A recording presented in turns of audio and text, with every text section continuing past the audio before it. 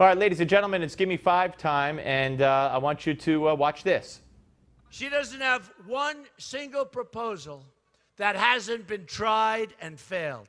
She doesn't have one idea that does anything but destroy jobs for African Americans and Hispanic Americans and all Americans in our country. It's going to be a disaster. Her trade deals were a disaster. This will be catastrophic for our country. So what does she do when she can't defend her record? That's right, she lies. She lies and she cries racism. That's right. As we told you earlier in the show, but I want you to see a good chunk of what Hillary Clinton had to say today. She should be ashamed of herself, but she's not. Remember, every time her mouth opens, a lie reeks out. From the start, Donald Trump has built his campaign on prejudice and paranoia.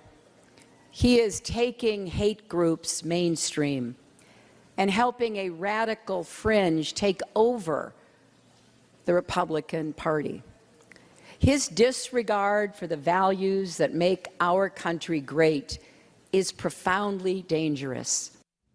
Let me tell you about the radical fringe that has become the Democrat Party. JFK was for lower taxes, strong defense, law and order. This party is for higher taxes, flooding our country with illegals, rewarding illegals, letting possible terrorists in unfettered, and you know, they're progressives. They call themselves progressives, but they're not for law and order. They're for chaos. Hillary Clinton featured at her convention not the relatives of cops, police officers who were slain by thugs. No, she had the mothers of thugs who were legitimately shot by cops. So who's got the radical fringe? Which party has had the radical fringe take over?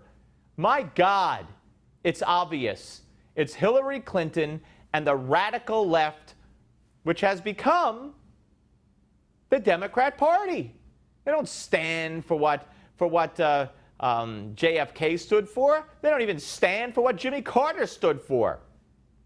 They don't stand for what Bill Clinton stood for. They're apologizing for what Bill Clinton stood for. Welfare reform, Defense of Marriage Act, crime bill. Oh, those were such mistakes. We're so sorry. Really? Bigoted party. Who's the bigoted party? Who's the radical fringe in this country? Go look at the polls. Under 8 years of Democratic leadership, an overwhelming majority says the country's headed in the wrong direction. Here's more.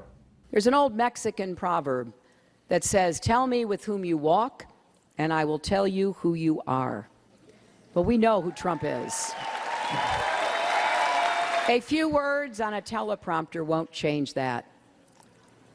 He says he wants to make America great again, but more and more it seems as though his real message seems to be make America hate again.